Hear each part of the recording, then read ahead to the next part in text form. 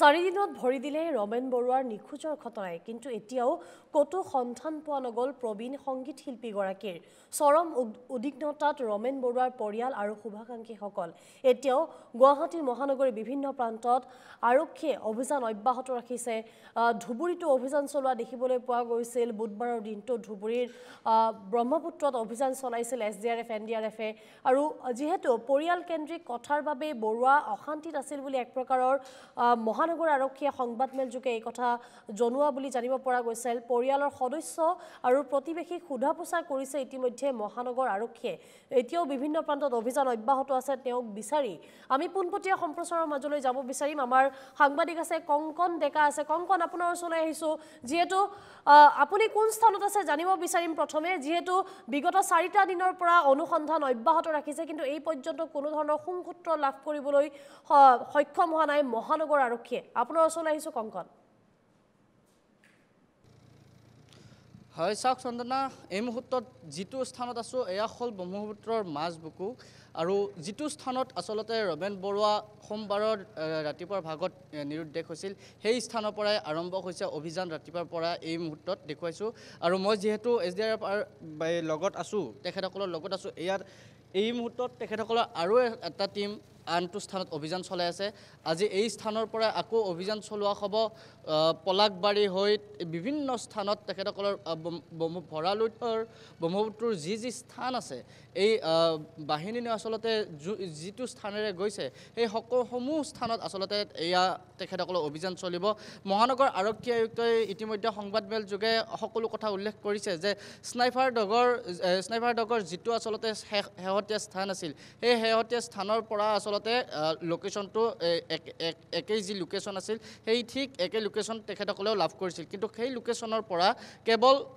ৰমেন বৰুৱা নামি যোৱাহে তেখেতসকলে দৃশ্যাংশটো দেখিছে বা ৰমেন বৰুৱা নামি যোৱা সেয়া লোকেশ্যনৰ তথ্য তেখেতসকলে লাভ কৰিছে কিন্তু তাৰ উপৰি তাৰ পৰা উঠি অহা কোনো ভিজুৱেল লাভ কৰা নাই বা তাৰ পৰা উঠি অহা কোনো তথ্য অসম আৰক্ষীৰ হাততো নাই সেয়া ইতিমধ্যে যিখন সংবাদমেল দিছিল মহানগৰ আৰক্ষী আয়ুক্তই এই সংবাদমেলত ইতিমধ্যে উল্লেখ কৰিছে মই প্ৰথমতে দৃশ্যাংশ দেখুৱাব খুজিছোঁ আজি যিহেতু পানী কিছু অকণমান বাঢ়িছে হয়তো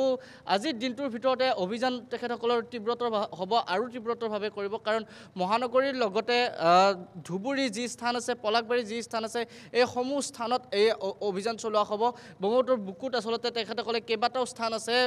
উজান বজাৰ ঘাট আছে লাচিত ঘাট আছে এই সমূহ ঘাটতে তেখেতসকলে এফালৰ পৰা আসলতে এই অভিযান চলাব বিগত আমি যদি ক'বলৈ যাওঁ 4 দিন ধৰি এই অভিযান তেখেতসকলৰ অভিযান অব্যাহত আছে আজিও সেই একে অভিযান অব্যাহত থাকিব দুটাকৈ টিম আছে কেইবাটাও তেখেতসকলৰ টিম আছে আজি দুটাকৈ টিমে মহানগৰীৰ যিটো আসলতে উজান বজাৰ ঘাটৰ যিটো স্থান আছিল সেই স্থানৰ পৰা তেখেতসকলৰ এই অভিযান আৰম্ভ হ'ব আৰু ইয়াৰ পৰা পলাকবাৰী হৈ মহানগৰ ভৰালুইতৰ যি বুকু আছে সেই বুকুৰ বিভিন্ন স্থানত তেখেতসকলৰ এই অভিযান চলিব আৰু এই মুহূৰ্তত মই যেহেতু এয়া অভিযানৰ দৃশ্যাংশ দেখুৱাই আছোঁ এই মুহূৰ্তত ভৰালুইতৰ এই সমগ্ৰ আসলতে স্থানত তেখেতসকলে এই ধৰণৰ অভিযান চলাই আছে আৰু কিছু মুহূৰ্তৰ পাছতে ইয়াৰ পৰা ৰাওনা হ'ব তেখেতসকলৰ এই দলটোৱেই আৰু দুটাকৈ যিহেতু টিম আছে এই টিমৰ দুটাকৈ দল ভাগ কৰি দিয়া হৈছে ইয়াৰ সেই দুটা দলে আসলতে ইয়াৰ পৰা ৰাওনা হৈ পলাকবাৰী হৈ অভিযান চলাব কিন্তু মহানগৰ আৰক্ষী আয়ুক্তই যিহেতু চিচিটিভিৰ দৃশ্যাংকৰ কথা উল্লেখ কৰিছে যে চিচিটিভিত প্ৰত্যক্ষ কৰিছিল তেখেতে উজান বজাৰ ঘাটলৈ যোৱা দৃশ্য কিন্তু তাৰ পৰা আসলতে উঠি অহা দৃশ্য কোনো ধৰণৰ ফুটেজ লাভ কৰা নাই তাৰ পৰিপ্ৰেক্ষিতত ক'ব পাৰে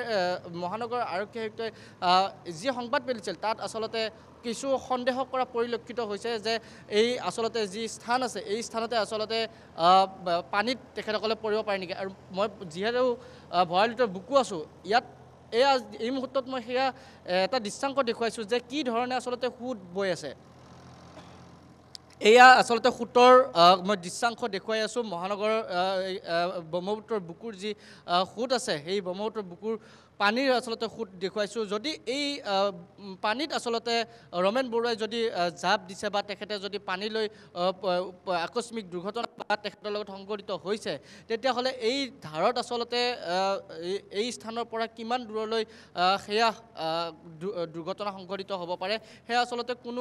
কোনো লোকে আসলতে অনুমান কৰিব পৰা নাই সেয়া মহানগৰ আৰক্ষী আয়ুক্তই সংবাদমেল যোগে কৈছিল যে যিহেতু ব্ৰহ্মপুত্ৰৰ যি ভৰালুইতৰ বুকু সেয়া সীমা আসলতে অপৰিসীম আমি বিভিন্ন স্থানত এয়া অভিযান চলাম কিন্তু ক'ত